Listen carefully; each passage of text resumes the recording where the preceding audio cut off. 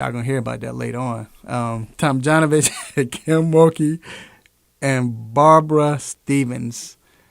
So congrats to them. We salute y'all. We salute y'all. Good, good. Thank you.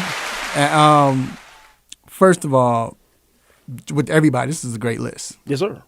Notable names, and when you see this list, what do you think of when you first saw who all was getting in?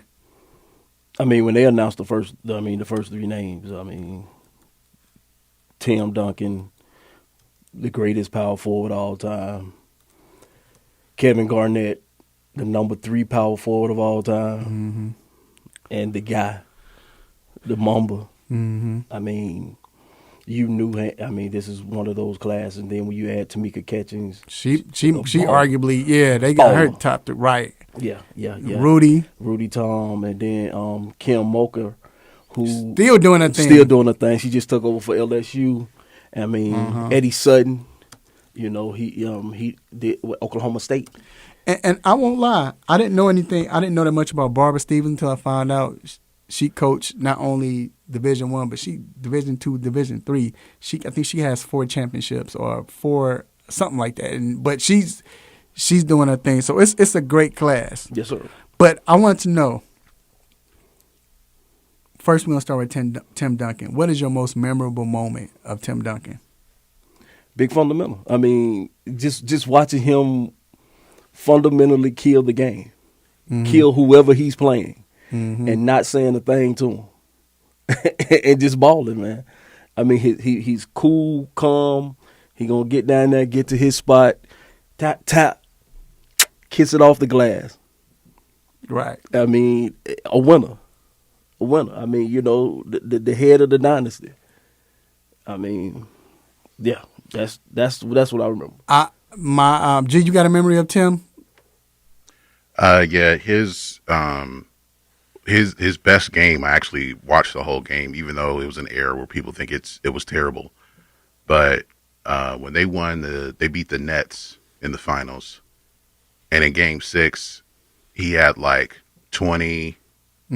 15 or like 20 and 20, 10 assists, and he had 8 blocks. Right. But then I saw someone like on YouTube review the tape. He really had 10 or 11 blocks. So he should have had a quadruple double, and it would have been the first playoff quadruple double ever. Beast, man. My memory of Tim, I think just that first championship, like.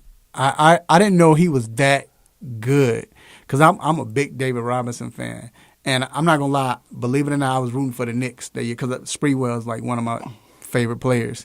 But to see him take over them games at that young age, and it was like, yo, this dude is that good. Yeah, he was that good in college though. Right, he was that type of good where I don't like him that type of good. Yeah, you know what I'm saying? So I was never a Tim Duncan fan at all. Like I always rooted against him until they started playing Cleveland.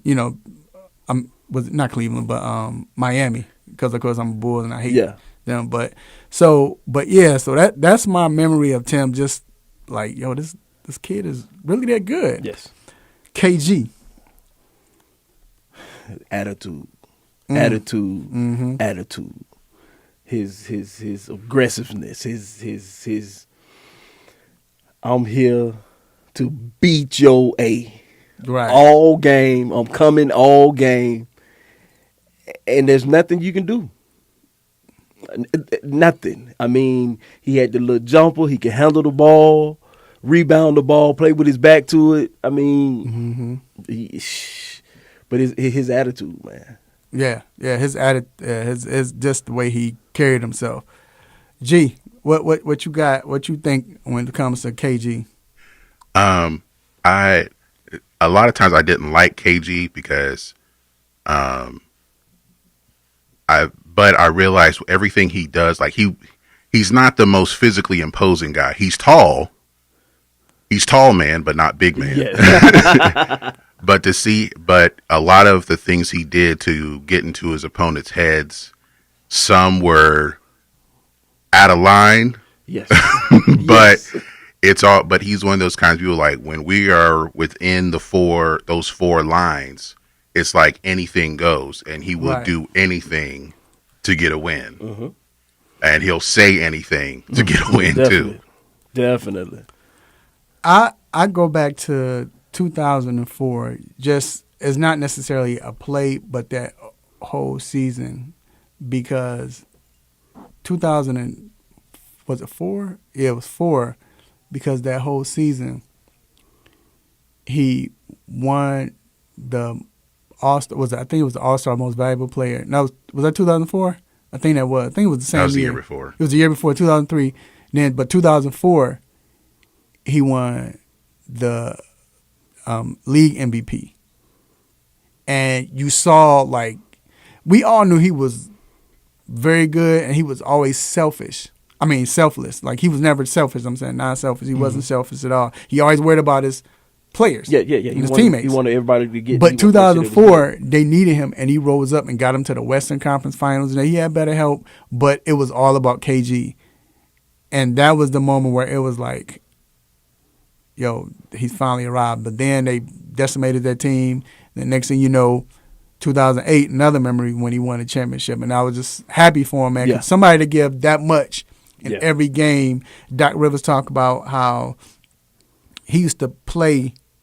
Like they would sit him down in practice. Like they'd be like, you got to sit down. We need you to rest, whatever. And during practice, while he's on the sidelines, he's running up and down with the team and acting like he's playing. Like he's grabbing a rebound. He'll pass it up and they run it. He's running down with him. They looking at him like he's doing this all practice. Like, dude, what's wrong with you? And this is when he was in Boston. So this is 8, 9, 10 years down, But that was KG. Not a Mamba, man. What are your memories of the Mamba? The first memory you have of him when he missed those 3 shots in the playoff game. The air ball, yep. 3 air balls. That's one of my, But you knew something was special about this kid to take the shot because you hear Shaq talk about it. He was like, didn't nobody want to take the shot. Right. Hell, I take it. Right. But you knew from that day on this kid was going to be something. And he proved to you he was going to be something. I mean, and just the many memories, the 81. Mm-hmm. What the whole week of 60? Yeah. Just I mean, Kobe, the mentality, the look on the face after he done did it to you.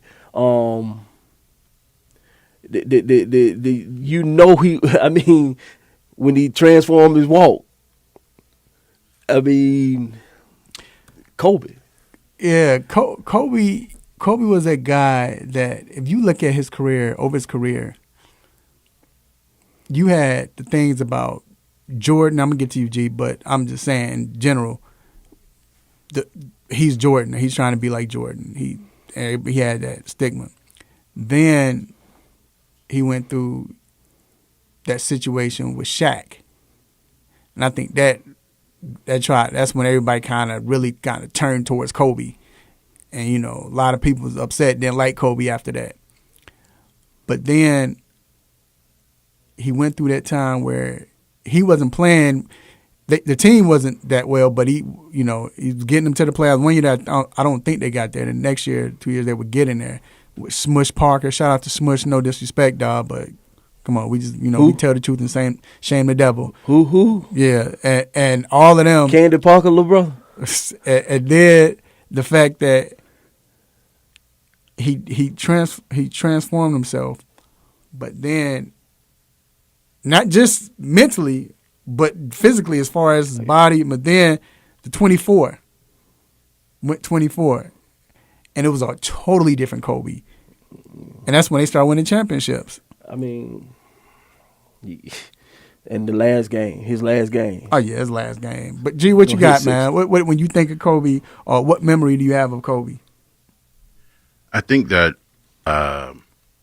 one thing that I always appreciated about him is that he's a little crazy. That game where he shot those air balls, he said he didn't really have an off season. They came back home He went to a gym where he knows that the janitor to let him in. That's the same night. And he just shot jumpers until the sun came up. Or the story where in the All-Star game, Dwayne Wade hit him in the nose and broke his nose. Yeah. And then Dwayne Wade called him a couple of days later. Is like, Kobe, I'm sorry, man. I didn't mean to hit you or anything like that. And Kobe just said, I love it. And then the next game he gave the Heat 35. So he was just as a player and as a personality just relentless. And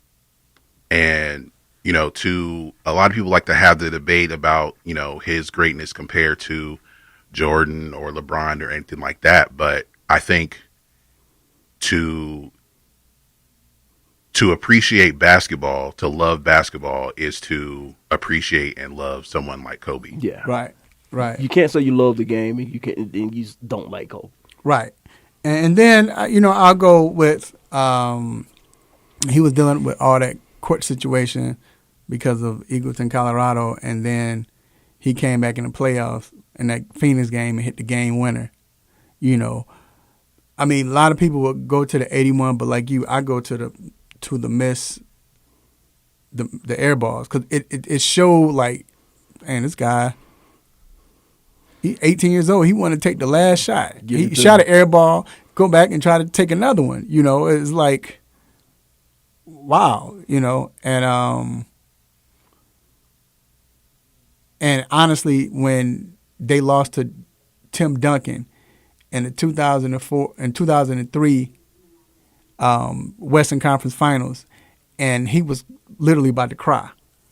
Like, he was tears coming down. He was trying to hold, but it was just like, dang, you just won 3, and yes, sir. But that's Kobe. That's Kobe. So when you look at this class, like I stated before, do you think it's comparable to the 2009? Because 2009, that had John Stockton. I should have had it up, but John Stockton. It had Jordan. It had David Robinson.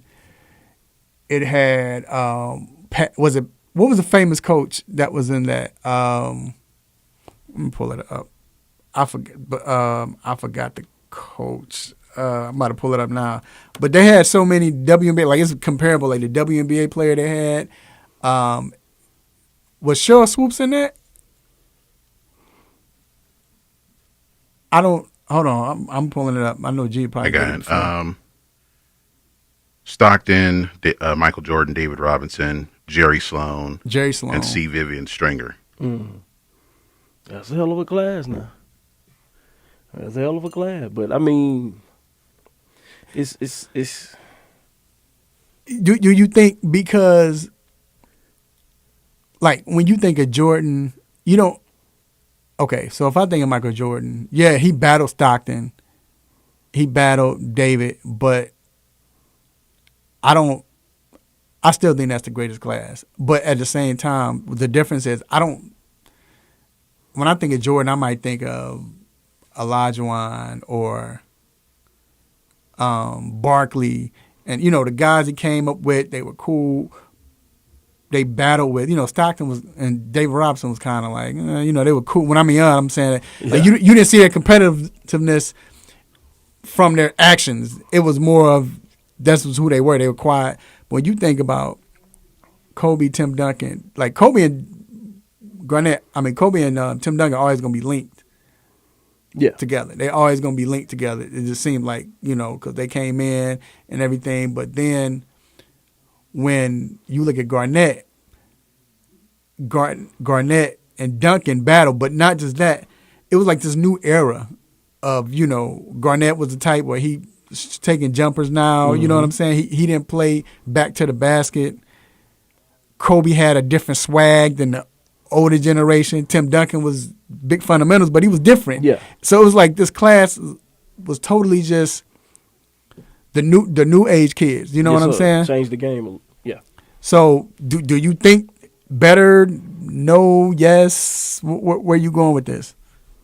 I'm gonna say this is the greatest class that I seen go in. Why you say that? I mean,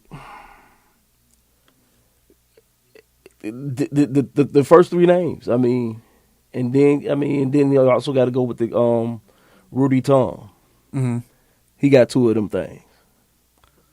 And don't he have a championship on his own as a player?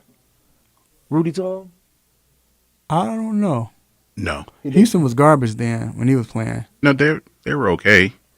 I mean, But it was all right. I mean, he should get a championship from the strongest nose.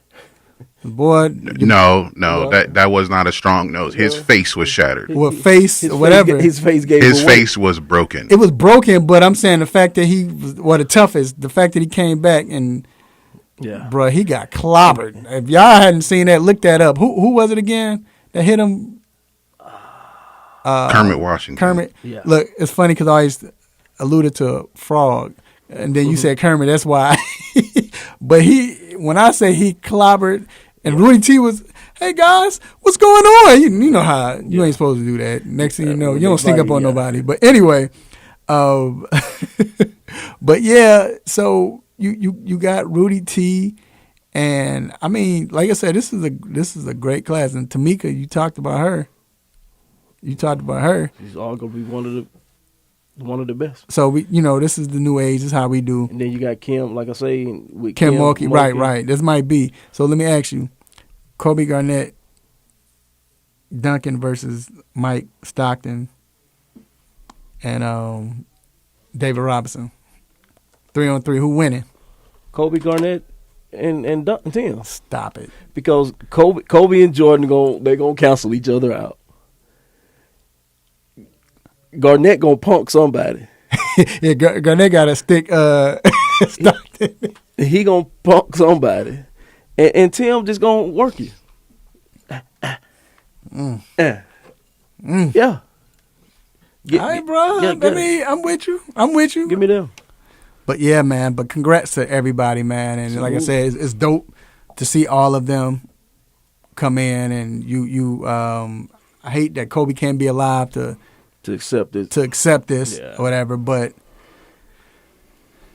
I'm really excited. I really want to see what KG do. How long Tim Duncan's speech gonna be? Oh, it's gonna be 30 seconds. Tim yesterday he didn't want to. They asked him a question. He was like, "Yo, this is my speech. Like I don't really want to say anything." He didn't want to be up there yesterday. It's probably gonna be like 5 minutes. I want to thank the Spurs organization. And look, but KG, I think KG, you're gonna hear him. It's gonna be emotional. You know how KG is. KG, yeah. It's raw. It's real. It's raw. He gonna cuss a few times. And, yeah. Can't wait. But yeah, man, congrats to everyone who is getting inducted today. Man, can't wait. All right. Now it's time to talk some basketball, current basketball. We will be right back. Find out about LaMelo. Keep it locked.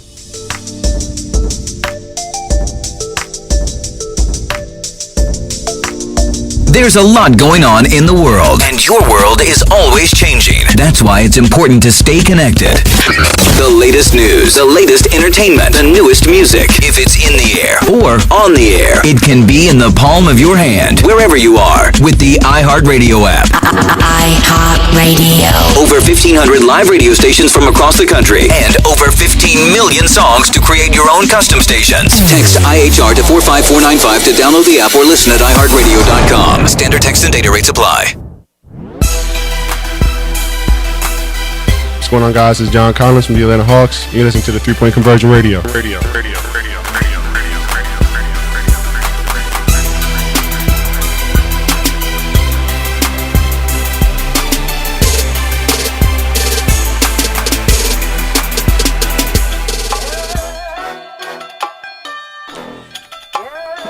Yes, we are back inside the 3-Point Conversion Sports Lounge. And we have a guest. We have this guy knows the stuff. And apparently, man, he's be cool with me because he's a big fan of Jordans. So but he's the reporter for Fox 46 Charlotte. CSL, my guy, Joshua Sands. What up, Joshua? What's up, man? How you doing? I'm good, bruh. Really anticipating what's going to happen today and tomorrow, man, with these Hornets. Yeah, man, it's crazy. I mean, it's funny because me and my co-host were talking about this last night. All we really wanted was the Hornets to be playing meaningful games towards the end of the season. So now we could be, complaining as much as we want. Like, oh, man, they're just in the playing tournament. I don't know what's going to happen. What's the seed going to be? Like, bro, they're playing meaningful games right now. I mean, when's the last time we could say this? It was like 2015, the last time they were in the playoffs, or 2016, something like that. So, man, this is, as much as it's like nerve-wracking going in, being like, all right, what's going to happen? Where are they going to end up? Can they get any bodies back? This is dope, man. It's been a long time since we've been able to talk about the Hornets at this time of the year. Yeah, no, you're definitely right. And just speaking of that, we've seen them lose the last 3 games, and we know about the injuries. Like you stated, they here and they playing throughout the injuries, but the way they're losing, is it just the injuries, or is it more than that? Yeah, man, it's a combination of things. It's like the perfect storm of issues for the Hornets because you got the injuries, but you just got the fact that, JB talked about it. They are playing the second most amount of, like, young players in the NBA. Only the Thunder have played more, like, new dudes this year. Like, how much can you really expect from a lot of these players that just don't have that NBA experience? And a lot of them have come in and played well, like your Jalen McDaniels and the Martin twins, and you even had Vernon Carey playing minutes. And, they'll pop here and there, but asking consistency from those guys is a lot. And when the season started and you were in that nice groove and you had Gordon Hayward and you had Terry Rozier balling out the way he was and LaMelo Ball playing well, Devontae off the bench, Miles Bridges was coming off the bench. Now those, like LaMelo and Bridges are starters now. Like Monk was out for a while, but he's back, but like he hasn't been the same. There's so much in and out of that lineup, so injuries is a big part of it. But just also, man, like you're asking a lot of a team that was never, one of those top-tier teams talent-wise, Like this was supposed to be a process, and they're ahead of schedule. So while we could say, like, yeah, it's been injuries, also just think about it like they were never going to be in the conversations with your Brooklyns, your Phillies, your Milwaukees, like they were more middle of the pack to like towards the like 4 to 8 range. So if they were healthy, that's where they would be regardless, I think. So I think it's one of those things where injuries are an issue, but it's just also expectations, man. They were ahead of schedule, so we should be pretty excited about where they are and excited about the future. Melo was constantly rubbing that wrist. Was he rushed back? Was he rushed back? Yeah, man, that's a good question. I mean, probably. I mean, honestly, probably he was, but at the same time, like, I try and think about the fact that he's 19 years old, so he's going to heal a lot quicker than, like, most other people. Or most other, like the guys like my age, like me thinking, like if I stub my toe, I'm out for like 3 months, but like a dude like LaMelo, like his bones are young, he's going to heal quicker. If they weren't in a playoff push like they are, I have a pretty good suspicion that he probably wouldn't be out there right now because they'd be looking at the future of the organization and be like, why don't we just rest him the rest of this year and, maybe like tank for a better, draft position and see what happens. But, like the doctors cleared him. So if the doctors believed he was ready to go, then they must have had some good intel and good x-rays saying he was good to go and good to go out there and wouldn't do further damage. So he's probably just dealing with the soreness of that injury and putting the pressure on it right now. But the fact that they haven't pulled him out of any of these games or sat him down for a game and said, like, no, this is getting bad, makes you, at least you want to trust that the medical staff is doing the right thing. And that he's okay, and that this is just soreness as a product of the surgery. But, I mean, honestly, he probably was rushed back, but I also think that he should be okay. I want to believe the training staff. Right, and like I told you Sunday, Josh, he has that warranty on him. They're young, they got that warranty. They're good. So who is the player or X factor you feel that has to step up in today's game to get this win, or even Sunday as well? Yeah, man. I mean, it's huge getting Miles Bridges back. I mean, him being able to play today is so big for this team in terms of having his energy, having his point production, his rebounds, just everything he brings to the court. But when you're talking X factor, I wanted to say P.J. Washington, but I really think the X factor is going to be Malik Monk. I mean, I want to see the Malik Monk we saw before the injury, the guy that came off the bench and was red hot the guy that couldn't miss it from downtown, the guy that would come out and drop 20 in the blink of an eye. Like, they need that point production off the bench, because if the starters do their thing, and Miles Bridges hopefully is back in the starting lineup, and then you have LaMelo and whatever they do with Devontae, then you're looking for someone that can come in and sustain that production off the bench so there's no dip. So Malik Monk has to be that guy. They need him to go off and just help this team, help that second unit, and be something so that this team can kind of close this thing out and hold on to that 8th seed at least and not have to drop to that 9-10. So I'm looking at Monk to be Monk, man. They need him to come back and hit some big shots. Where's your confidence level that they will win the play-in game and make it to the playoffs? I mean, if we're talking percentages, I'm about 50-50. I mean, listen, I think if they remain in the 7-8, I think they have a good shot. Because they've done it. I mean, I know they did it at home, but I think Boston's kind of a mess with that. So they could steal one from Boston if Boston is in a situation where they're just not into it. The guys just aren't playing. They lost Jaylen Brown. Marcus Smart maybe makes a boneheaded play or something like that. Now, if the Hornets drop to that 9-10 range, my percentage is dropping to 25% just because, now you're coming in, you're the 8th seed. If you can advance, I mean, you're going into the, it's tough. Like, regardless of what they do, it doesn't set up for, if they can advance into the playoffs, it doesn't really set up for them to kind of succeed, because you're looking at a Philly team that will probably sweep them if they're the 8th seed, or you're looking at a Brooklyn team that will probably sweep them if they're the 7th seed. So, either way, it's not good. But I think, if they're in the 7-8, I give them a 50% chance of advancing. If they're 9-10, I say 25%. All right. There you have it, my guy, Joshua Sims. And you can follow him at jsims287. And again, that's Joshua Sims from Fox 46 Charlotte. We definitely appreciate you, man. You have a great and wonderful day, sir. All right, let's go Hornets. Let's get it done this weekend. Take care, guys. All right, man. Be careful. All right, we're going to take a quick break. Rick, you ready for this NFL schedule, man? You excited about the schedule? Do they start tomorrow? We'll talk about this on the other end of the break.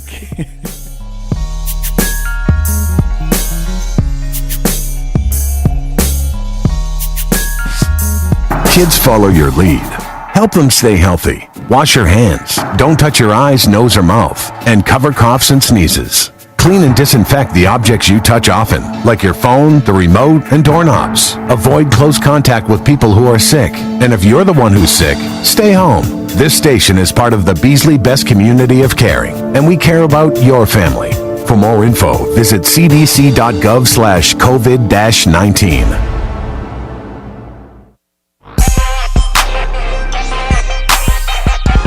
Hey, what's good? It's your boy Nate Burles from the NFL Network and CBS. When the illest to do it. Hey, you listening to the 3-Point Conversion Radio. Don't you go anywhere. It's lit. It's lit. It's lit. It's lit. All right, we are back inside the 3-Point Conversion Sports Lounge.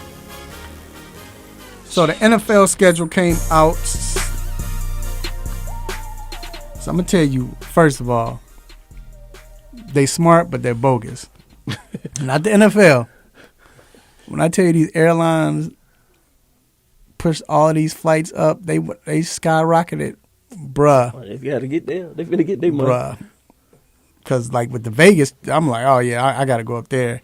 Bruh, tickets went from, like, maybe 150 each way to 340-something each way. Yes, sir. Like, yes, sir. In a span of, like, 10 minutes. Yes, sir. Yes, sir. They wait on the schedule to come out, too. Yeah. Yes, sir. I mean, of course, we all, people still buying tickets, but still, like, come on, man. Like, but the schedule came out. It was exciting. I guess it depends on who you're a fan of, whatever. A few games that I think piqued my interest, whatever. But I want to know: is it any game that Rick or G that you all was like, all right, this is what I'm waiting for, like, or do you think not even just you, but just period? Well, you know this game. I don't know what week it was, but I know they're on the schedule because I saw all the memes. Bucks Patriots Week and 3? in Foxborough. Week 3. You know the NFL was going to get that game in because before and got it in early because Brady might get hurt. Yes, sir. Not saying he would, not saying he will, but he might. So we don't want to put it too late in the season. Let's get it as early as possible. Yes, sir. Yeah, it was week 3. It was week See, 3. there you go. He can reasonably make it to week 3. Yeah. And then Who? Cam? him too. Him. Oh, Yes. but So it's to get that game in. You wanted to have. I mean, when Peyton Manning went to the Broncos, they're like, we got to get Broncos Colts as soon as we can. You know, Oh yeah, you got to get those. if Drew Brees went to another team, they're going to try to get the Saints against whoever he went to But as don't- soon as they can. but don't y'all think that game is too early though? Like, They don't. I mean, honestly- As long as the game is on the schedule, it doesn't matter when it but is. I would want it to be. Now I know they're probably thinking like, look, we don't know if Carolina going to do like they did last year, but week 6 at least. When the season is. Well, like I said, you don't know which Cam gonna show up. You don't know what's gonna be going on, and then the second game of the season, you done got some kinks worked out. Right. You know, But I think it take more than a month sometimes. That's Well, why I'm like it take week about a 6. month. Yeah. You know, it take about a month. But that's why I'm You saying know, like week 6. But you and don't it's know. a Sunday night game too.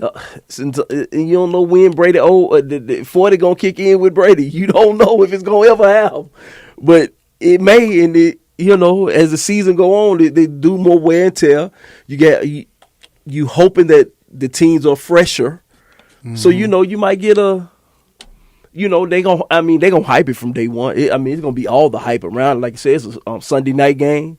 That's the only game on that night. Man, come on now. Yeah. Yeah, I'm looking for that because it's like you said, it's mainly about.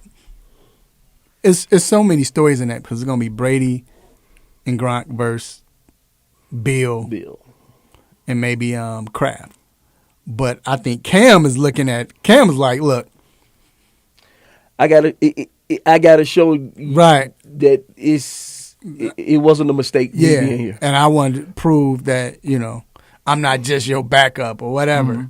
So it's going to be a lot. Then you got the defensive players. I know they love Tom, but who wants, Who don't want to hit Tom? who don't want to hit Tom, or who want to say I got a pick off Tom? Like so it's a lot of storylines in that.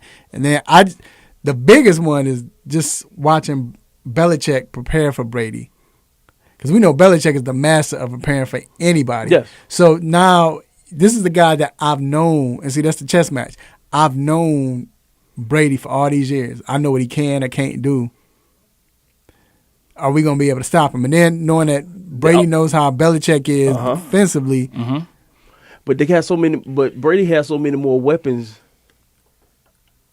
that it's gonna be interesting. It's gonna be an interesting chess match. We It's gonna gonna be see. an interesting chess match. It's gonna be one of those games. Is Bruce Arians, is he gonna get ahead of himself, trying to outcoach Bill Belichick? Right. Or is he gonna let the game just be the game? Right. And everybody, this is just another game. They can keep all that, because no, it's not just another game. It's that game. I'm going to tell you another game that I'm interested in.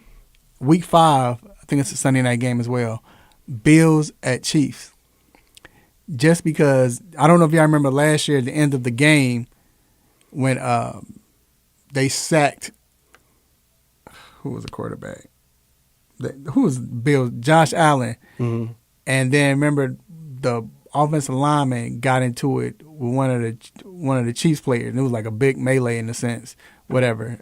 And the referees had to calm everybody down. Oh yeah, I remember that play. Yeah. I wonder how that's going to happen, because at this point, nobody in the AFC like the Chiefs, but the Bills definitely don't like the Chiefs after that. You get beat by them, and they're supposed to be the best. You have something to prove. Yeah.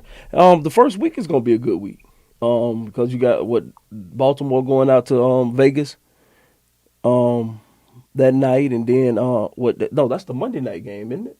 I think that's the Monday night game, and then you got down the street, you got the Eagles and Falcons, which is always a big game between them two, and trying to see, and then you're trying to see what the new regime look like, right, in Atlanta, right. So it's that's gonna be open there. Oh yeah, Game I'm interested to see, even though we don't know one of the team's quarterback situation, but week 9, Packers at the Chiefs. So to see two, because they never played against each other. Because remember the last time they played, the Packers got lucky because Mahomes was hurt, and they almost got beat. Yeah. By the backup.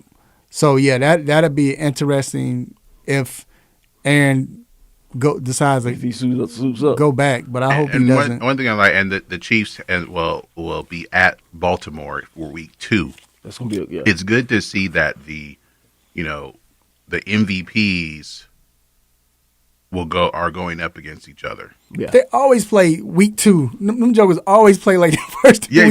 You're trying to get interest at the beginning of the season because the Chiefs they have the Browns week 1. So that's a playoff rematch. Right. And you got the Bills. That's the AFC Championship rematch.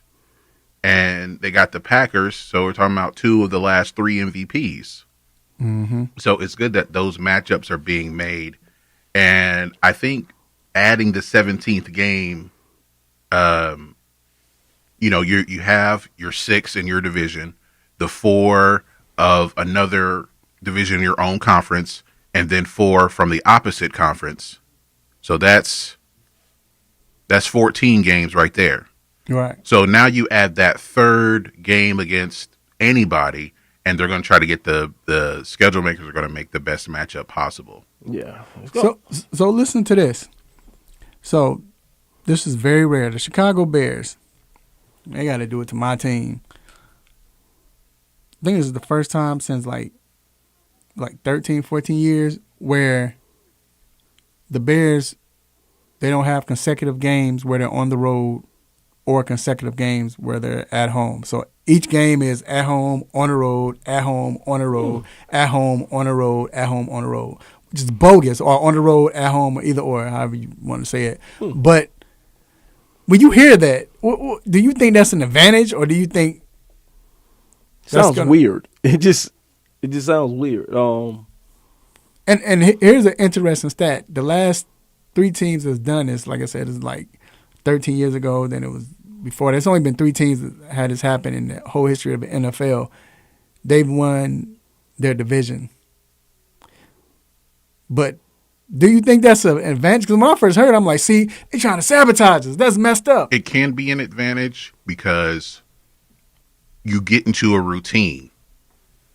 Mm-hmm. It's easy to get into a routine. Like, okay, we're going on the road this week, so I need to pack this on this day, or we're going to go over this on this day, and then we travel, we're leaving at this time.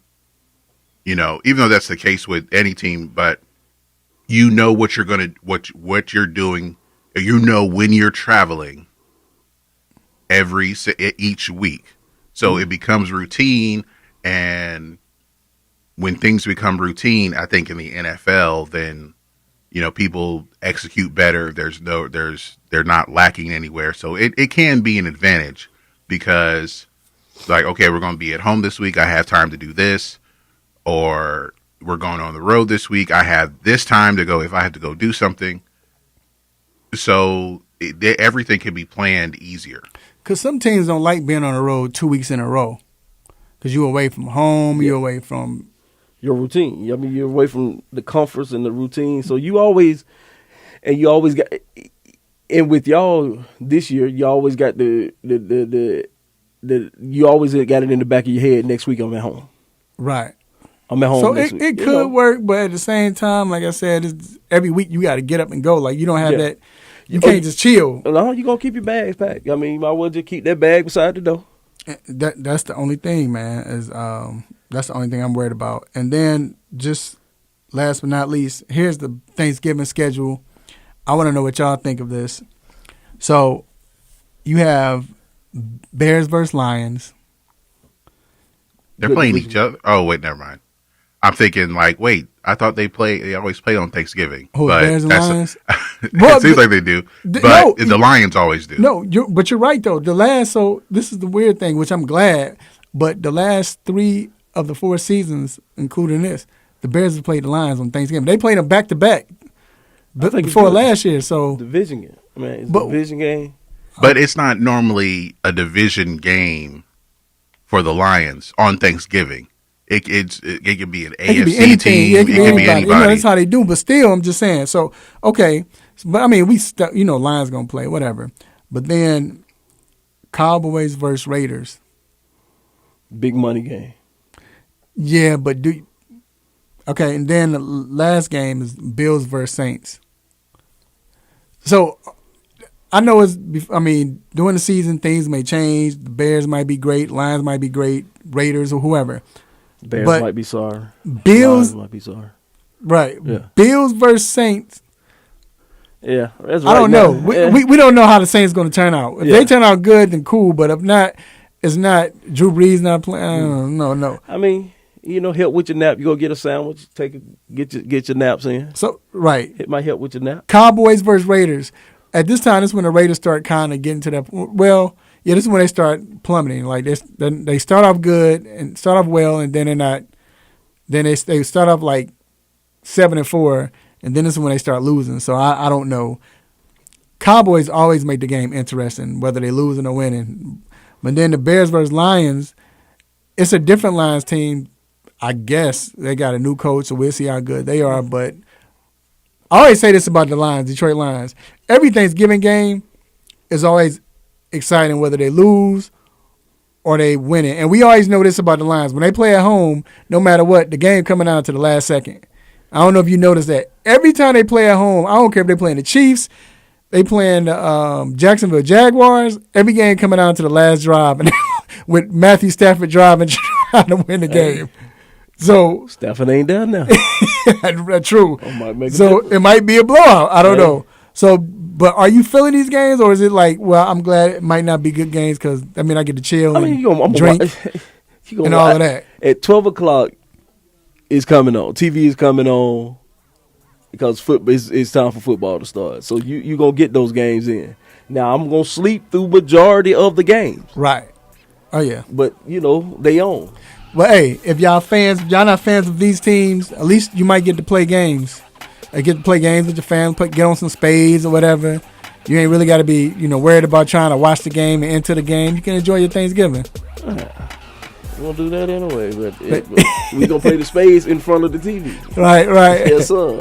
All right, man, we're going to take a quick break. It's time for the Stop It segment. Keep it locked. Y'all don't want to miss this, man. Let your people, friends, let them know they want to hear this.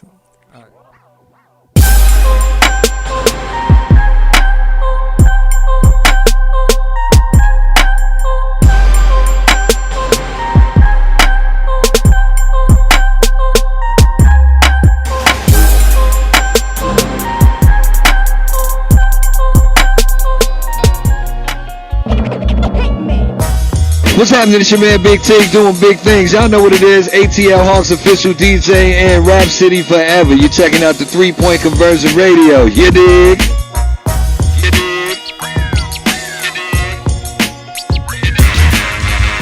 You are tuned into WWE Lakeville, AM 1100. The opinions expressed during the sponsored programs on this station are strictly those of the program hosts, guests, and callers and are not necessarily those of Beasley Broadcast Group, this station, its staff, other advertisers, or agencies. Big ups to our Sports Lounge crew for keeping the airwaves blazing each and every Saturday. But I want to send another special shout out to our team of writers at the 3-Point Conversion. You can visit us at the3pointconversion.com. You can also like us on Facebook, follow us on Twitter. How about the Gram? How about iHeart? How about Spreaker Radio? How about wherever you need it, baby? We got you covered.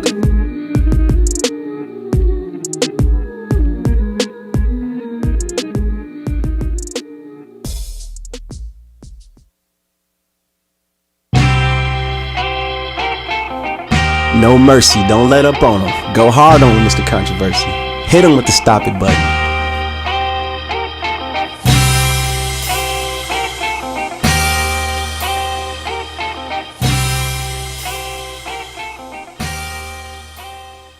All right, we are back inside the 3-Point Conversion Sports Lounge.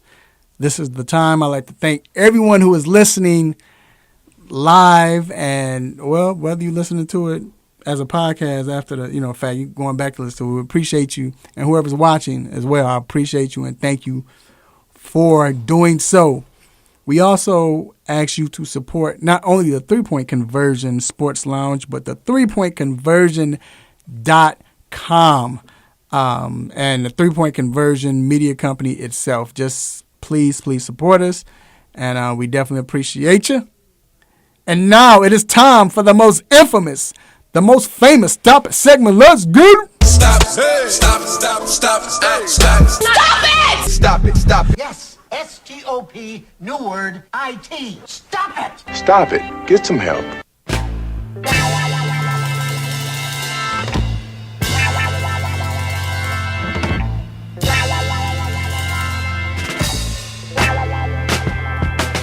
All right, bruh, it's on you. What you got, man? Tim Tebow. Stop it. Tim Tebow. Stop it. And Urban Meyer. Stop it. It's my two. All right, my stop it goes to myself. Yeah. Go ahead, G. Hayes. Hey, Jerry, Raphael Haynes with the 3-Point Conversion. You touched on it just a little bit, but when you look at this class, a lot of these inductees set examples for the children of today or the players of today as far as the flamboyancy of Kevin Garnett, even with Coach Tom you know what I'm trying to say. I'm sorry. Tom Donovich. Oh man, bro. Bro. You know what I'm trying to say. I'm sorry. The fact that I said, you know what I'm trying to say, no. Dude should be like, no, brother, we don't. What are you trying to say? You know what I'm trying to say. I'm sorry. Tom Donovich. I'm sorry. Tom Donovich. You know what the funny thing was? This is on NBA TV, dog. This was live. I'm sorry, Tom Donovich. Live on national TV, bro. Oh my God! I'm sorry, Tom Donovich. And everybody was like, "Look!" Everybody texted me like, "You should have said Rudy T." I'm like, I know. Like I tell people, I can say his name. Hold on, G. I can say his name 24/6. Just that one. Just that one day. You know what I'm trying to say. I'm sorry. Like I told him, did I say you know what I'm trying to say? I'm making this a sound effect. Going forward, this is going to be a sound effect. Can I give myself a stop it, though? Stop it. Thank you. But that's going to be a sound effect going forward. Yes, oh, that's why I sent it in.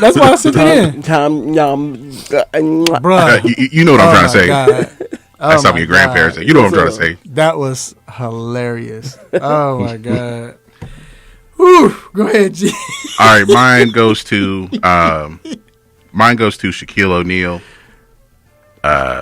Recently, he said during the Lakers 2002 championship run, right, he weighed 395 pounds. Yes, sir. And the reason why he'll get a stop it. We look at Shaq as it's hard for any of us to say that he is the greatest center of all time because he left so much on the table. Yeah. He really did. He should have more than one MVP. Yeah. He could have 7-8 championships. He always says like, me and Kobe, we should have won 10 championships. He probably should have. Yeah. But for you to come out and say, he said that when he was in 2001, he weighed like 375. And then in 2000, he was at 350 something or something like that. But he had always been listed at 325 at best. But for him to say that he weighed nearly 400 pounds when they won that third championship, that just shows like, man, you didn't really reach your potential. No. Yeah. We saw 2 or 3 good years of Shaq in LA, but it could have been so much better. Oh yeah. Right. Stop it. And I think that's why you saw Kobe get upset with him. Yeah. And Oh yeah. Yeah. It was justified. because it's funny, man. The thing is, Shaq became very dominant when he was in LA. But if you go back, to me, the better Shaq was in Orlando. Like when I went back to watch his rookie season, and the way he was slim, but he was dominating. He was running for the ball, hustling, blocking shots. Like, come on. I think 2000 was his best season with the Lakers, or his best season overall when he won the MVP. But it's like it could have been that was the best we saw, but it could have been so much better. Yeah. Right. And it's, I mean, like he looked the most athletic in Orlando, but with the Lakers, like everything was coming together with the skill, but physically, it's like it could have been, it could have been more. All right, can you play the whole thing one more time? You can do the little question, thing. Jerry, is going to be on Zoom from Raphael Hayes. Hey, Jerry, Raphael Haynes with the three-point conversion. You touched on it just a little bit, but when you look at this class, a lot of these inductees set examples like for the children of today or the players of today as far as the flamboyancy of Kevin Garnett, even with Coach Tom Jumba,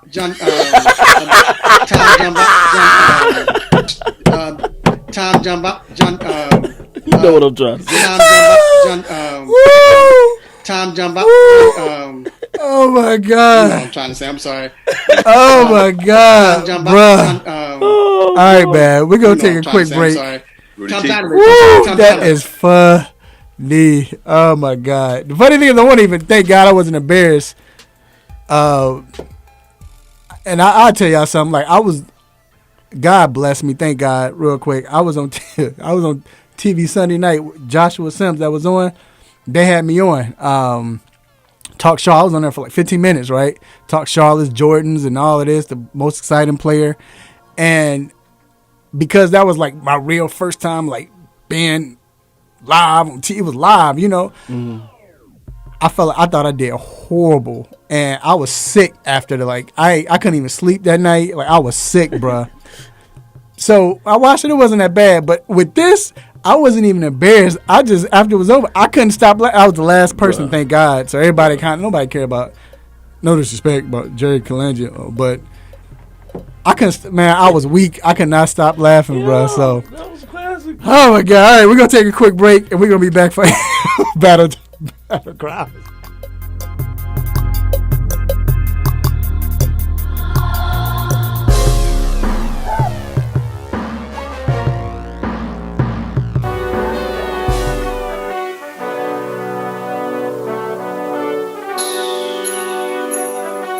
Let me break down to y'all what's so dope about the three-point conversion. First of all, everybody is a fan of the game first. Second of all, everybody is a student of the game second. And third of all, we're the average sports fan just like everybody else. We're not coming in here, walking with our nose tipped high, acting snooty, acting brand new. This is a grassroots organization. Bar none. The three-point conversion, where fans' opinions matter. Be sure to visit the website www.the3pointconversion.com. Get your fix, get your articles, multimedia, and everything else that you, as a sports fan, need. So again, the3pointconversion.com. It's where it's at, man, where fans' opinions matter.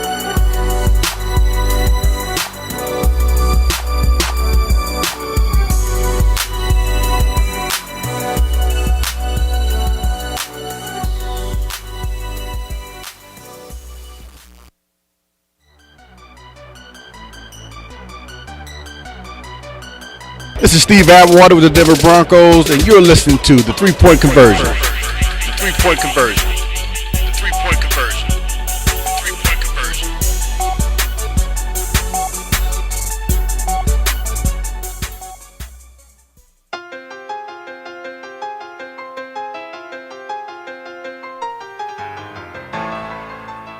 All right, we are back inside the 3-Point Conversion Sports Lounge. All right, and it is Battlegrounds time. Y'all hear that music? You already know what it is. Battlegrounds.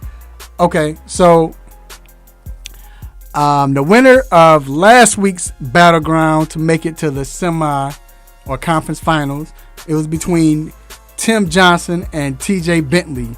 And the winner is I'm sorry. Oh, I almost messed up. It's Tim. Tim Johnson got in. My bad, TJ. So congrats to Tim. You will be facing Danny on next week. But this week, we have, in the conference finals, we have Tyrus Ray. What up, Tyrus? Hey, what's going on? What's going on? Hey, man, you made it.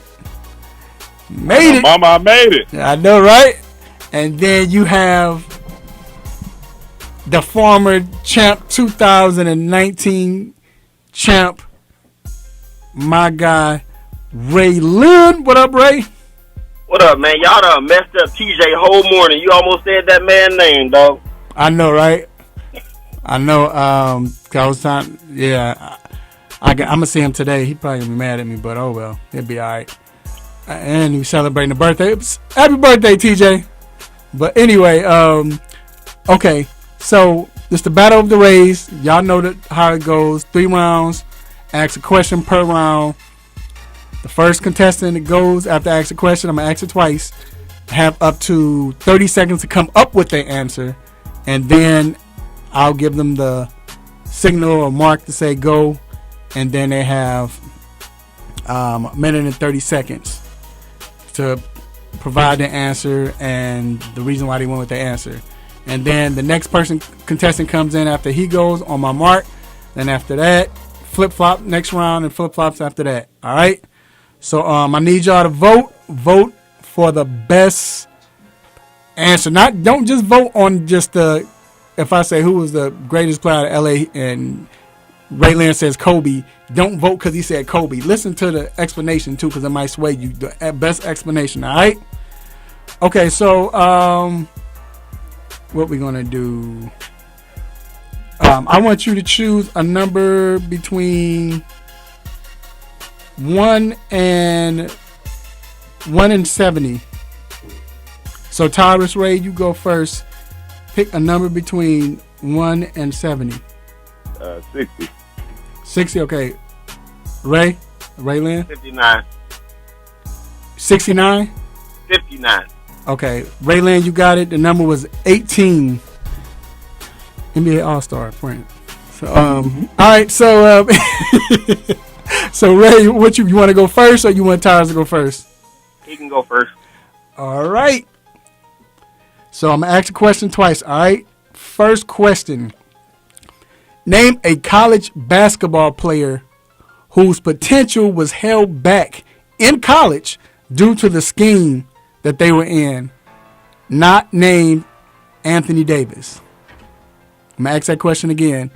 Name a college basketball player whose potential was held back in college due to the scheme they were in, not named Anthony Davis. Tyrus, you have up to 30 seconds to come up with your answer. All right, I'm ready. Ooh. All right. Let's go now. All right, the college basketball player I got, I know this person didn't do great in the NBA, but I really felt like they could have did a whole lot better at Carolina than what they did. I'm going to go with Marvin Williams. The reason why I say that is sometimes the way Roy Williams does it is he'll play a guy and he'll come out. He'll have a good dunk or he'll have a good layup or he'll make a good move, then he'll come out. I really felt like Marvin Williams he was a much better college player than he is an NBA player, but I really felt like his game kind of fits the way everybody plays now. Fours, shooting the ball, to get to the rack, really athletic. I really felt like Roy Williams held Marvin Williams back.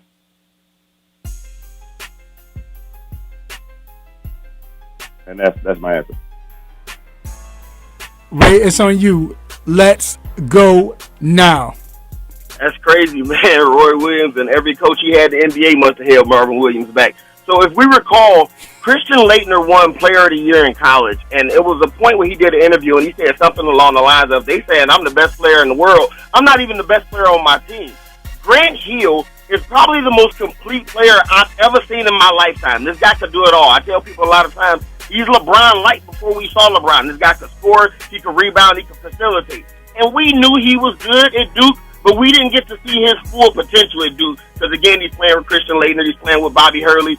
Grant Hill never averaged 20 in college. He walks in the league, he barely missed that rookie averaging 25 and 5. You think he was like 19.6 or something like that with 5 rebounds and 5 assists. And then he just continued to ascend in Detroit, leading that team in scoring, rebounding, and assists. By the time he left, before he went to Orlando, this guy's averaging 26 a game with 7 rebounds, 5 assists, something crazy like that. Again, we didn't see all of that in college, but once he got to the league, we got to see Grant Hill in his full capacity. Easily the college player that I think we didn't get to see as much as he could do. All right, that's round 1. Round 2, Ray Lynn, you're up first. Thomas Ray, you follow. All right, pick the best quarterback, running back, and wide receiver / tight end combination of the Houston Oilers / Tennessee Titans team since 1990, not named Warren Moon, and they couldn't have played on the same team. I'm asking a question again. Pick the best quarterback, running back, and wide receiver / or tight end combination of the Houston Oilers / Tennessee Titans since 1990, not named Warren Moon, and they couldn't have played on the same team. Ray, you have up to 30 seconds to come up with your answer. Bro, I really don't know where you're getting this stuff from.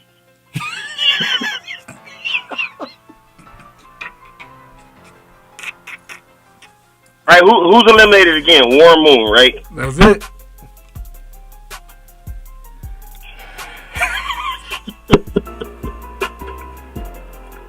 You have 10 seconds.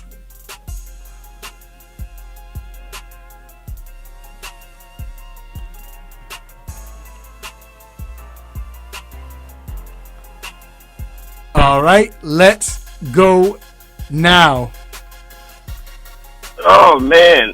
No Warren Moon. I guess we're going to have to go with Derrick Henry. We're going to start there at running back with Derrick Henry.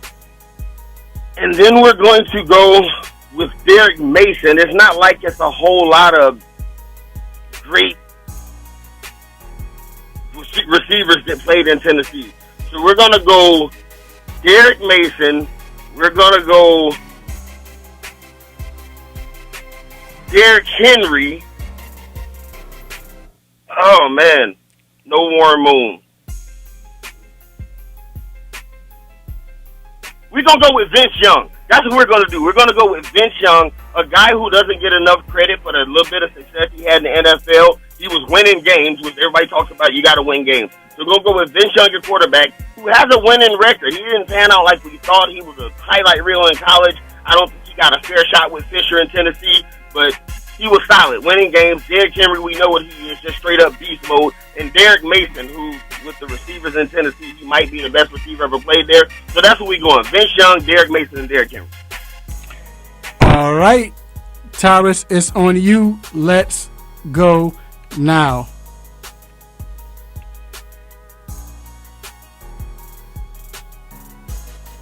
Ty, you there? My fault. I was on mute. My fault. Oh, okay. I'm about to go with Chris Johnson, one of the fastest running backs I've ever seen before in my life. I'm about to go with Air McNair and A.J. Brown. Air McNair, man, what can I say? Probably one of the, other than Warren Moon, the best quarterback to me that's played for the Tennessee Titans. And with Chris Johnson, like I said, one of the fastest running backs I've ever seen. He had like 2 or 3 real good years where he was running the football. And then I just had to go with A.J. Brown. I had to pick somebody that's currently A.J. Brown been doing this thing the last few years. Those are my 3 guys, and I feel like they would do great, especially with Air McNair at quarterback. Because like I said, he's a very good quarterback, and you got Chris Johnson. I mean, I think we would do fine. All right. That's round 2. Round 3, it could be close. This could be the winner. All right, so Tyrus Ray, you up first. Raylan, you up second.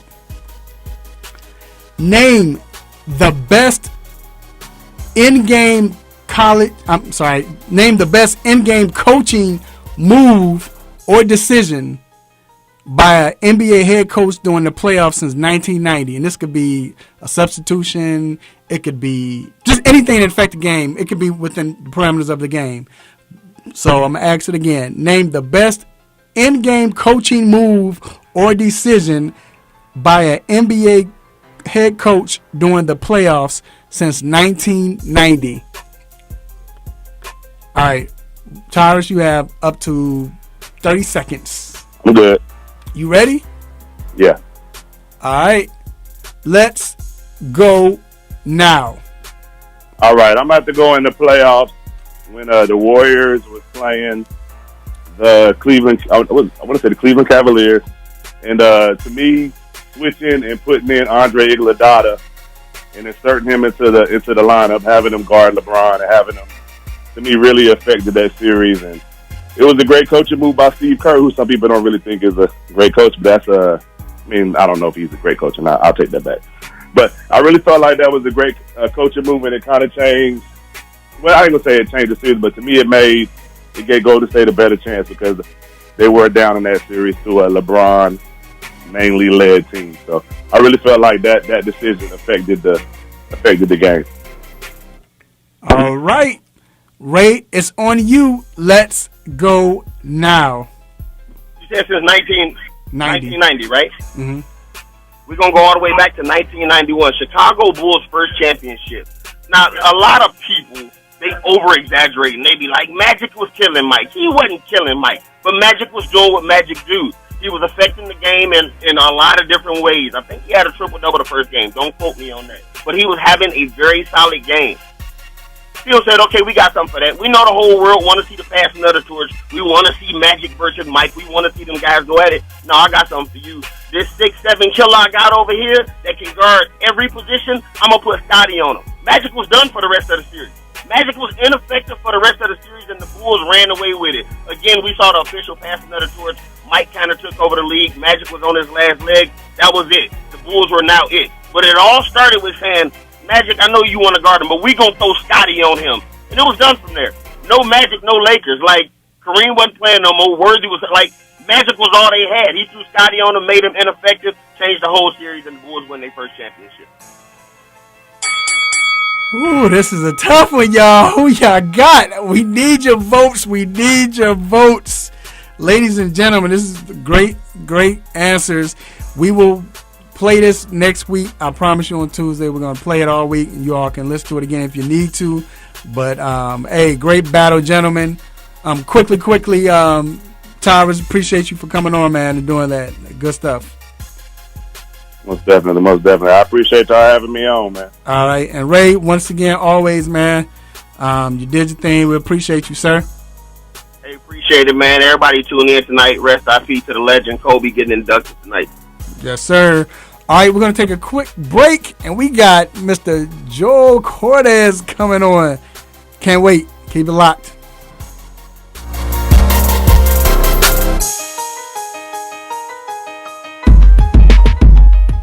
Have you been looking for a radio station that gives you sports? I don't believe it! It's a touchdown! Entertainment? Are you not entertained? And other special interest talk shows? Well, isn't that special? All on one app? Yo, that's dope. What app is that? It's the real 1100 AM app for WWE. Grab it for free in your Google Play or Apple App Store today.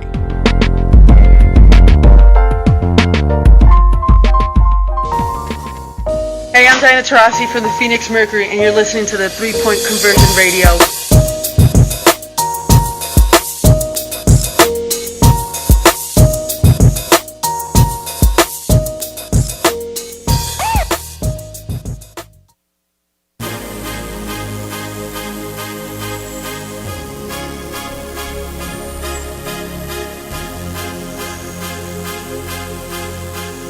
All right, we are back inside the 3-Point Conversion Sports Lounge. And man, like I said, that was a great battle. Great battle. And once again, y'all, you know when I messed up and said Tom Janovich, y'all know I probably a piece of beef jerky came out from 1989.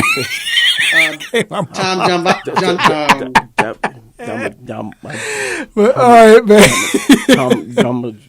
But all right, I have a treat for you all, man. We have somebody that knows basketball. This guy, always love to talk to him about basketball. That's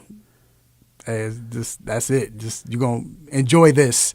My guy, Mr. Joel Cortez. Joel, how are you doing today, sir? Hey, I'm doing fantastic. It's great to be here again, and you're right. I look forward to talking hoops with you just as much, man. Thanks. So let's get down to it. The NBA Eastern Conference. This is very interesting just because the three teams that are on top, you got Brooklyn, you have Philly, and this is not in order, but Brooklyn, Philly, and then you have Milwaukee, and Philly just clinched the number 1 seed. So out of those three teams, who do you think has the best chance to make it to the finals? I'm taking the Sixers, and that's not just because they clinched the number 1 seed, but you look at that roster and when healthy, which it finally is, they don't lack for anything.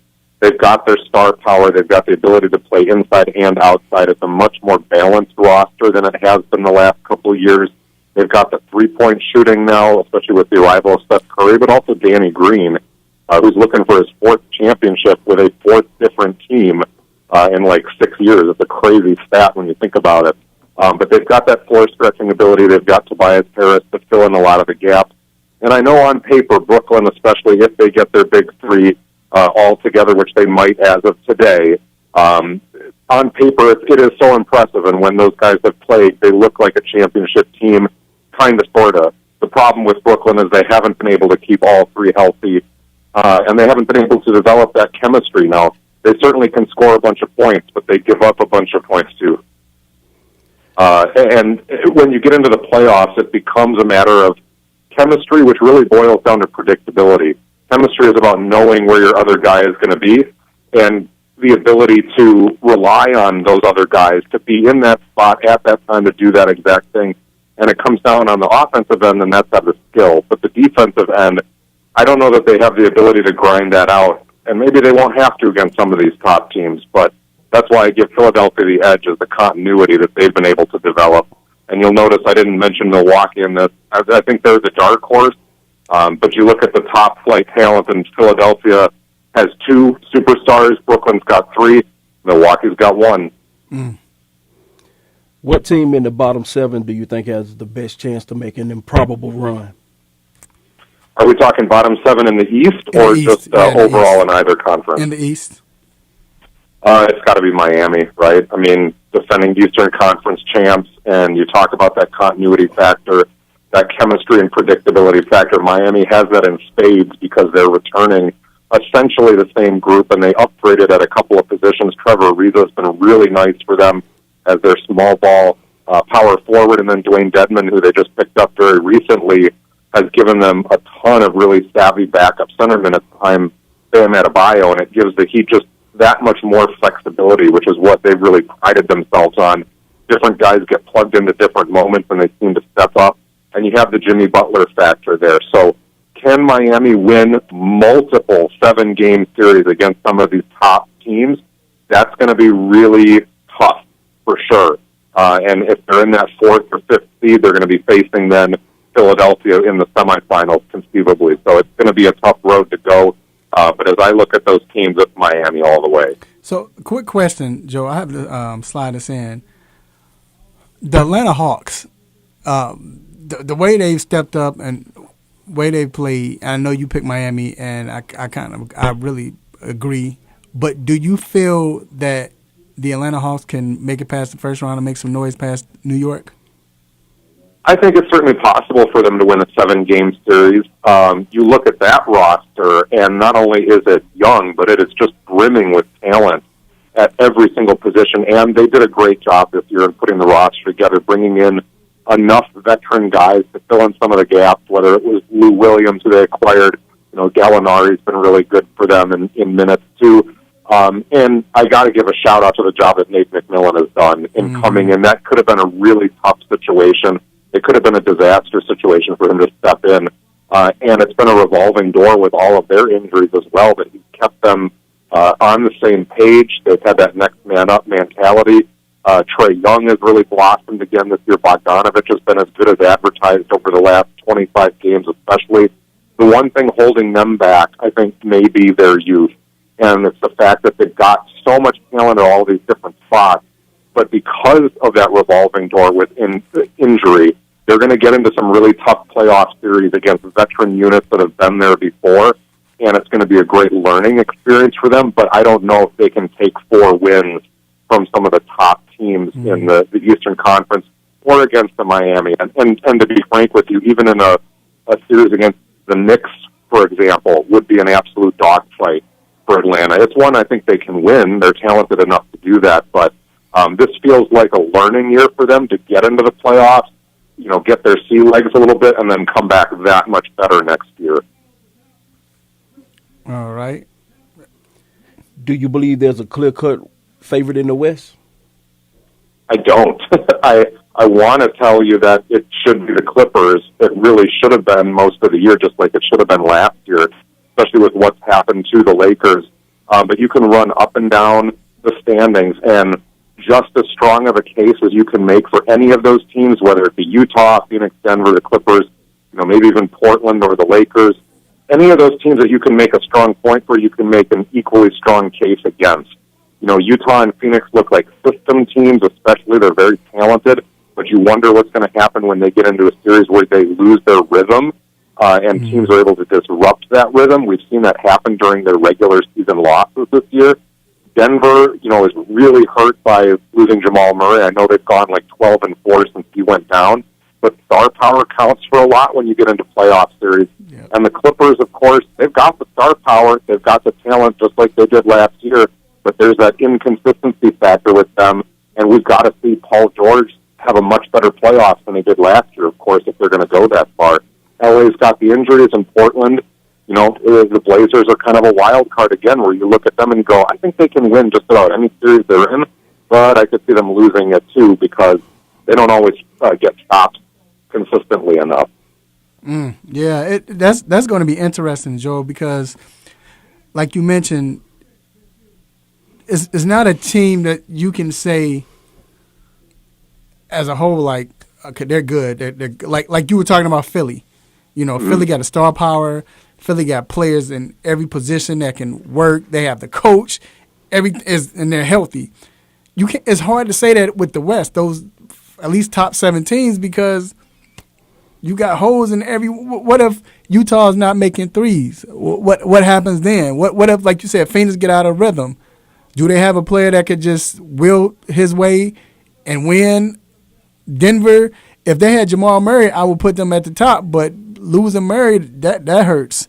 So I agree. I think you make a great point.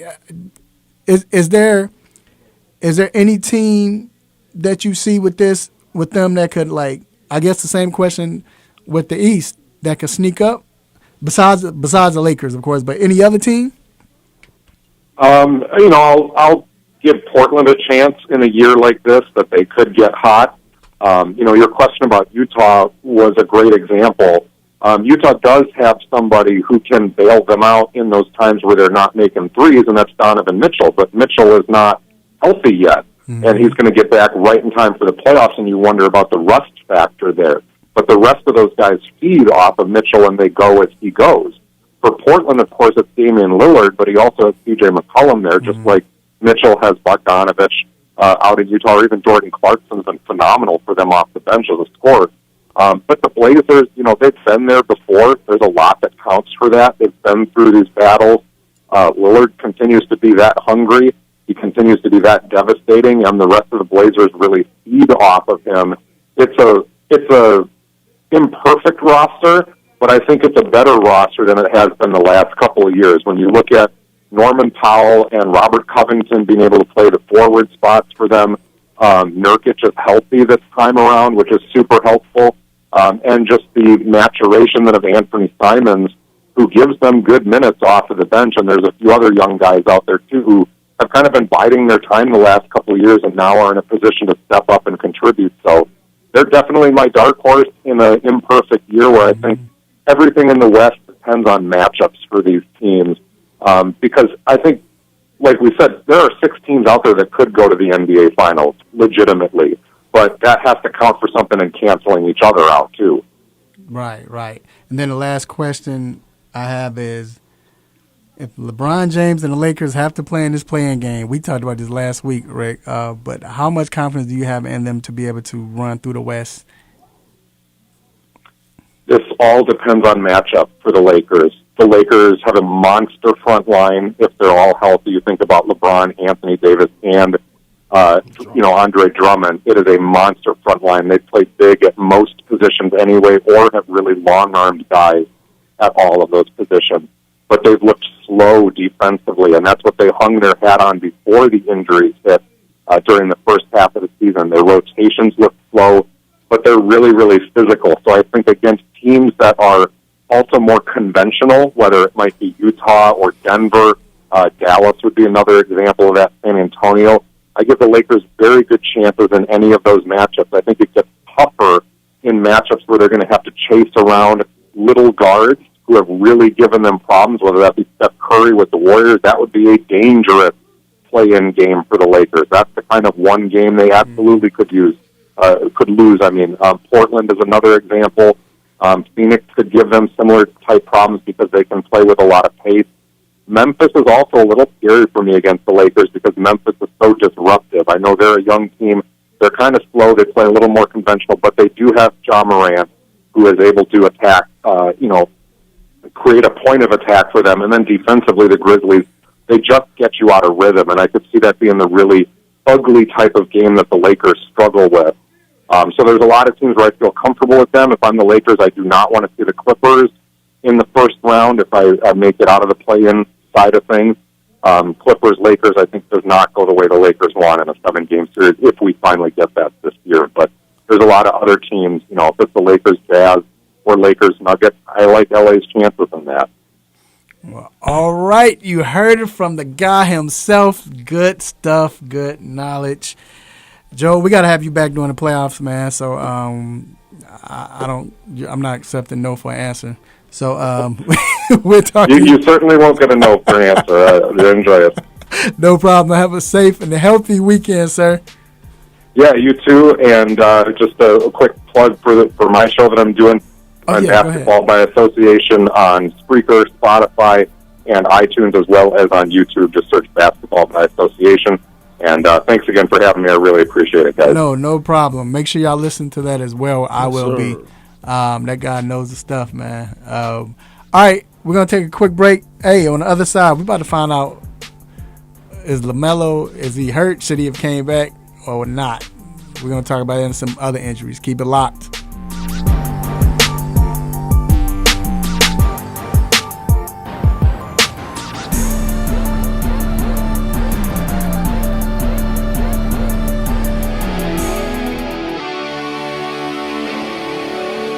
Have a sports injury? Need to see an orthopedic doctor? Ortho Atlanta is one of Metro Atlanta's largest orthopedic and sports medicine practices, providing orthopedic and sports medicine care for the whole family. With 37 physicians and 14 offices, the practice provides the highest level of care for injury of muscles, joints, bones, and spine. Ortho Atlanta offers convenient access to a full range of musculoskeletal surgeons and specialists. Ortho Atlanta also offers on-site physical therapy, pain management care, MRI imaging, and workers' compensation care. The Ortho Atlanta surgery centers in Austell and Fayetteville provide cost-effective, same-day surgical procedures in an accredited outpatient center. Hip, knee, shoulder, back pain? Ortho Atlanta has you covered with specialists in all areas. Same-day appointments, orthopedic care for the whole family. Ortho Atlanta, Atlanta's choice for orthopedic and sports medicine care. Learn more at www.orthoatlanta.com.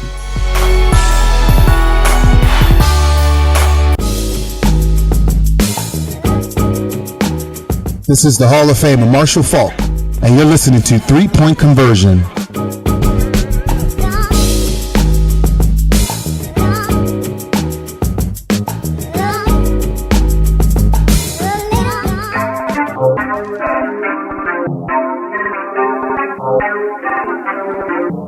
All right, we're back inside the 3 Point Conversion Sports Lounge.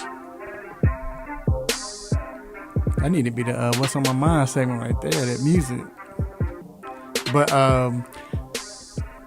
hold on, Doc. We kind of grooving to this. No, I'm just playing. Anyway, you got your hot one, right? I'm ready now. Yeah. You ready now? Told you I can say his name.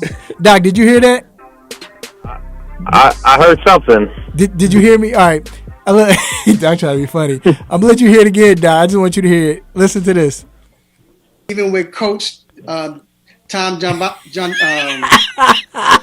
what I'm trying to say. I'm sorry. That was a coach. I'm sorry, Tom John. That was on NBA TV live. I mean, Coach Doc. That was on NBA TV live, Doc. And I was asking Jerry Colangelo a question and messed up.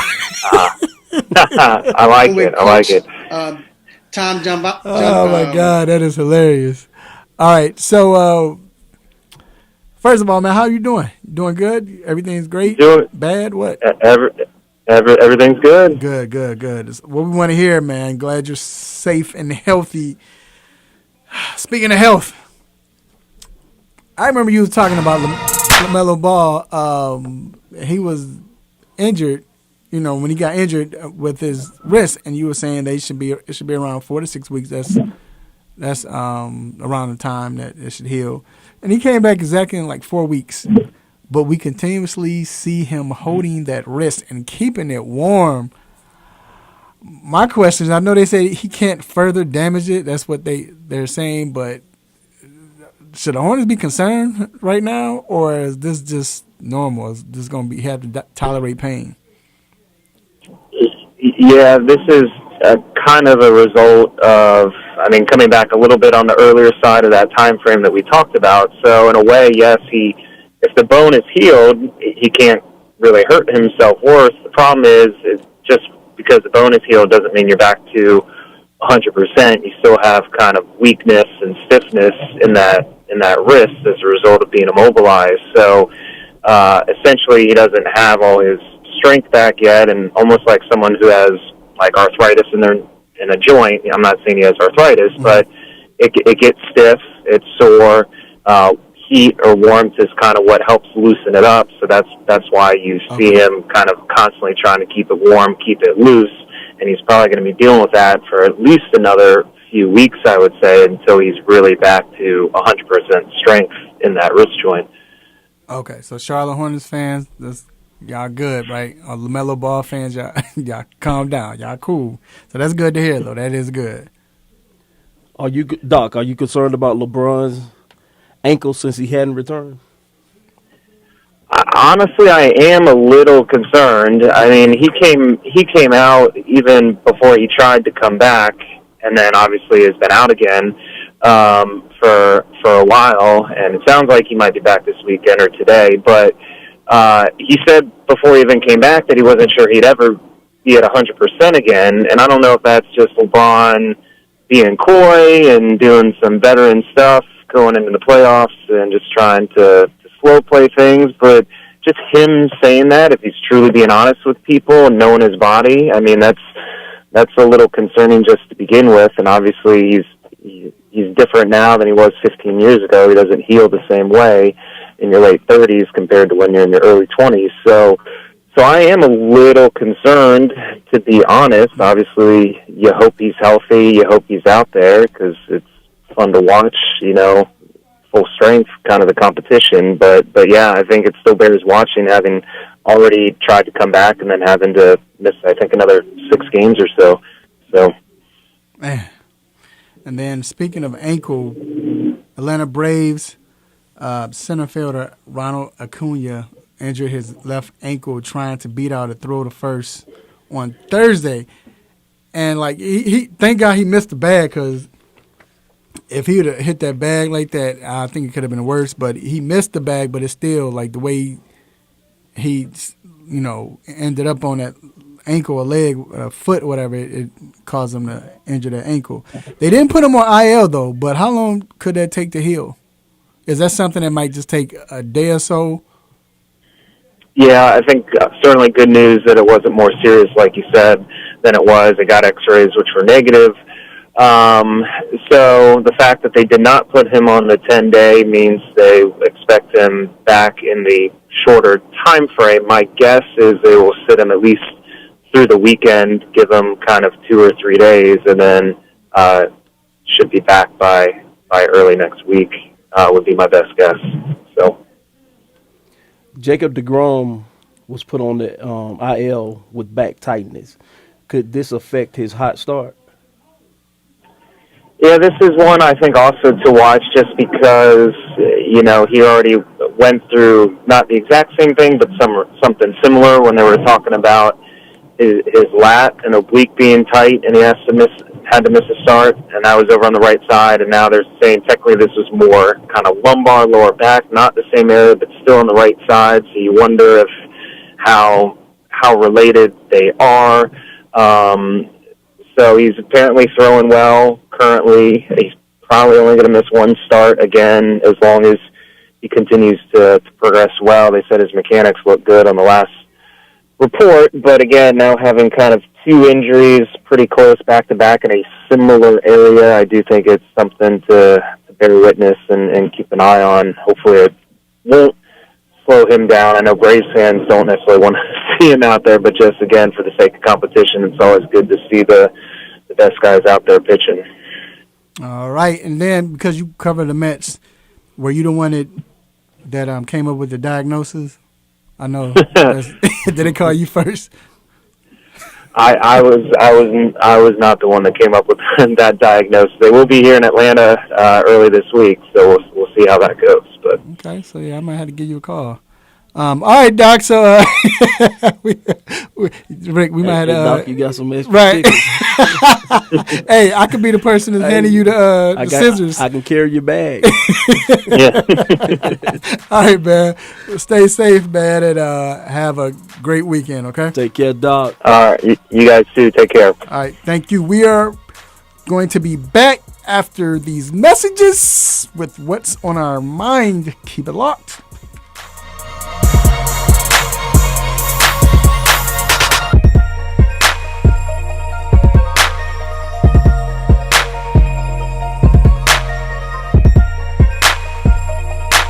Join me for a minute. I want you to hear something. Sports Talk it is. Welcome! You're listening to the Sports Shock Show, and I'm the Sports Shock Wayne Candy. The 3-Point Conversion Sports Lounge. And I'm your host, Mr. Controversy. Hello and welcome to DNA Sports. This is Don the D and DNA. What's going on? This is Ace of the A and DNA. Where we bring the facts about sports. It's Sports Roundtable. I am your humble host, H.O. Download the Real 1100 app from your Google Play or Apple App Store today.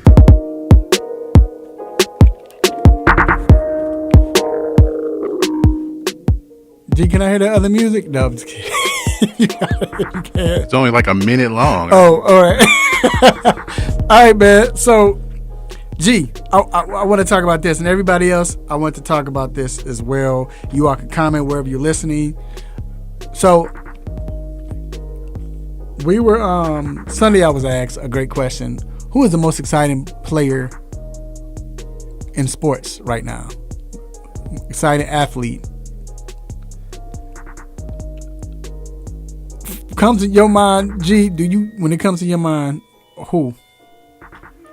I like watching Patrick Mahomes. Steph Curry's had a great run this year. Just to watch, if it's someone where I tune in to watch them. Right. Those are the first 2 names I think of. But who do you have as the number one? The most exciting right now. Number one for me is Patrick Mahomes because, even in that Super Bowl, there was a lot of plays he almost made, and that was talked about. Mm-hmm. And the kind of things he does, and you don't know, and you may not always notice them in the moment. You may notice them a few minutes later. Did he just throw a no-look pass, or he's perpendicular to the ground and he still was able to throw it 40 yards down the field. Right. That's you never know what kind of play he's going to make next. See, my guy, I like Pat. Here's my thing with Pat. I think he's one of the most exciting, so I'm not mad at that. Only reason why he doesn't make I'm not going to say he's the most exciting player to me is because Pat does all that. You're right. But I think what makes the play even more is the fact that Tyreek Hill is jumping up, catching in front of two people, then he breaks the tackle and run. So that or sometimes he is butt naked open. Right, just open. Nobody could. Right, he's open and nobody could get him. So it's like that. That's the thing that makes the whole play exciting. This is what I said. I said then, I'll say it now. Lamar Jackson. Because Lamar Jackson, I know he doesn't have any receivers, which they got on me about that, but he can still make that 60-yard pass, but yet still run for 80 yards. Juke. And then in the midst of running for 80 yards, he can run, spin, juke, hurdle you, or whatever. But and the speed is just, he's always something big could break out at any moment, and that's why I would go with him.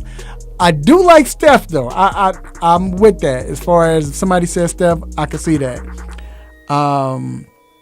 Cortland says Derrick Henry.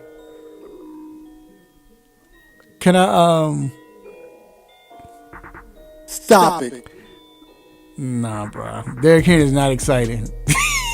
He's not. But that's yours. But nah, I can't see him as the most exciting player. I mean, yeah, he gonna get you 1 or 2 runs, but what's exciting about he gonna stiff on you, so I get that. I would say that. I mean, you could say Dalvin Cook.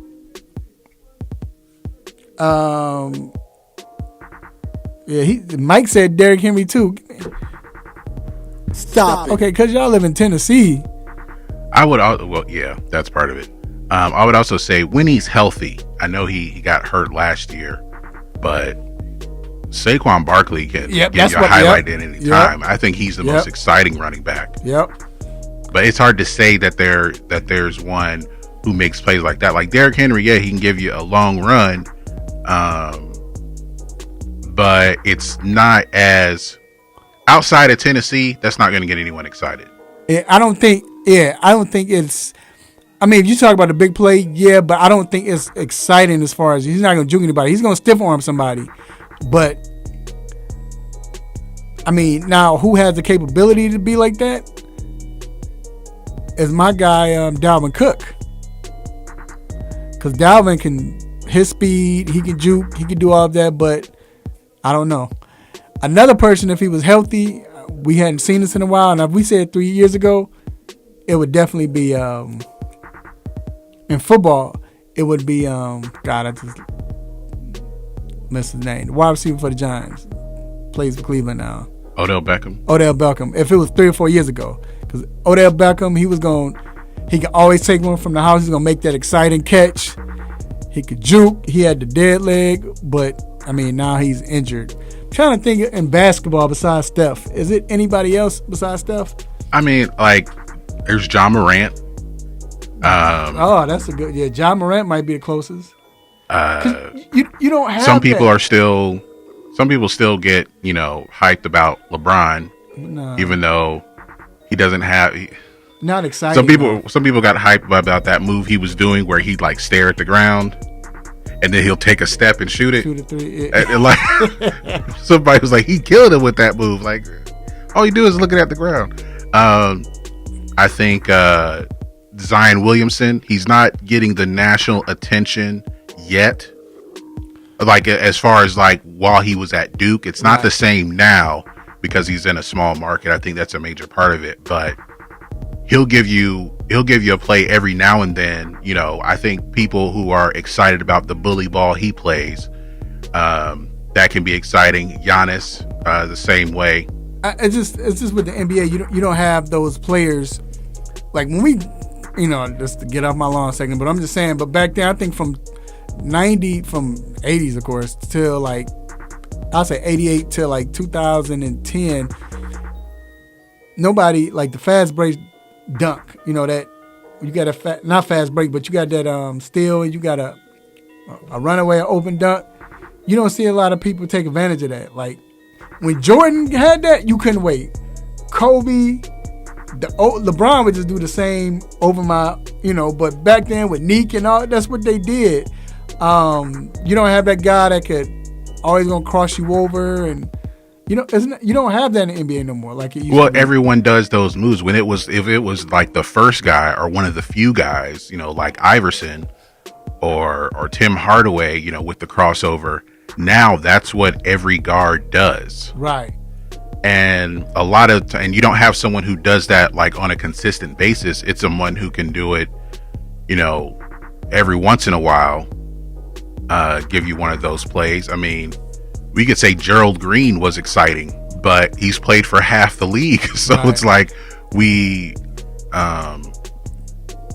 don't even know where he is half the time. And then we see that highlight later.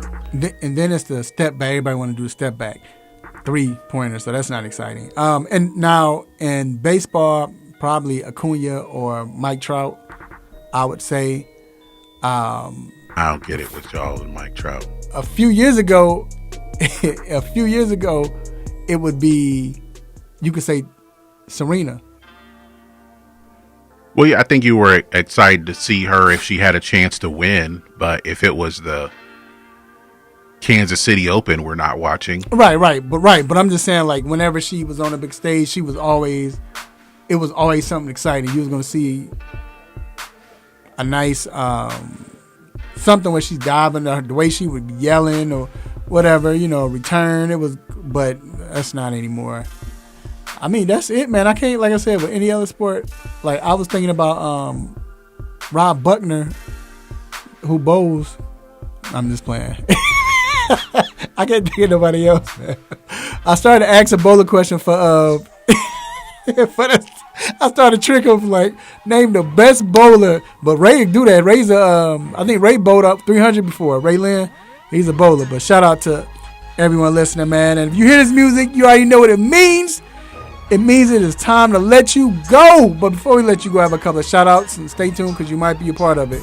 First shout out I have is to the Almighty God. Thank you for giving me this platform to do what I do, say what I say, make y'all happy, mad, upset, want to give me the stop it button. I definitely appreciate you. I want to thank all my guests. I want to thank Dr. Fowler. I want to thank Joel Cortez. I want to thank Joshua Sims. I want to thank Tyrus Ray and Ray Lynn for all coming on. I appreciate my guy Rick. Thank you for coming on. And then my guy G. G, you got anything to say? Nope. All right. And I want to thank everybody who's listening as well. Always to the G Mike Patton, man, listen to the whole show. I appreciate you. I want to thank my guys on YouTube, Vernon, Sekou, and everybody else. I appreciate y'all listening watched on YouTube. I want to thank my beautiful family, lovely wife, of course my children. I want to thank my uncles, aunties, sisters, brothers, cousins, nieces, nephews, in-laws, whether it's grandparents or mother-in-laws and all. My play cousins. Hey, love family, let family know that you love them while they're still alive, love them while they can feel it.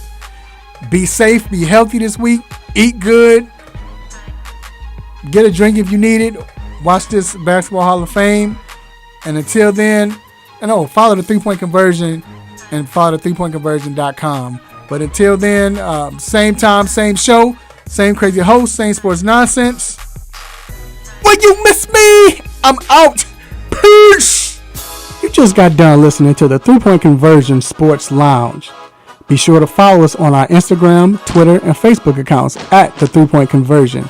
And also make sure you check out our website, the3pointconversion.com. Be sure to follow us live and listen every Saturday morning at 10 a.m. Eastern.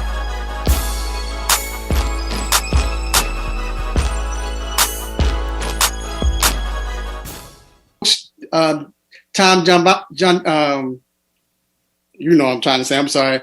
Rudy Tom T. Donovich. I'm sorry. Tom Donovich. You are tuned into WWE Hakeville, AM 1100. The opinions expressed during the sponsored programs on this station are strictly those of the program hosts, guests, and callers and are not necessarily those of Beasley Broadcast Group, this station, its staff, other advertisers, or agencies.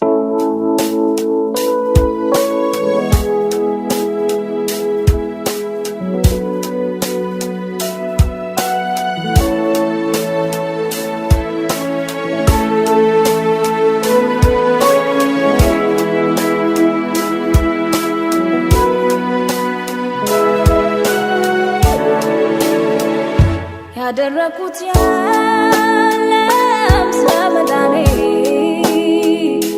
ያደረኩት ያለም ስለመዳኔ የከፈልኩት ያለም ስለመዳኔ የከፈልኩት ያለም ስለመዳኔ እንዲሁ በነፃ የዳንኩት እንዲሁ በነፃ በነፃ ነው እንዲሁ በነፃ እንዲሁ በጸጋ ነው የዳንኩት እንዲሁ በጸጋ እንዲሁ በጸጋ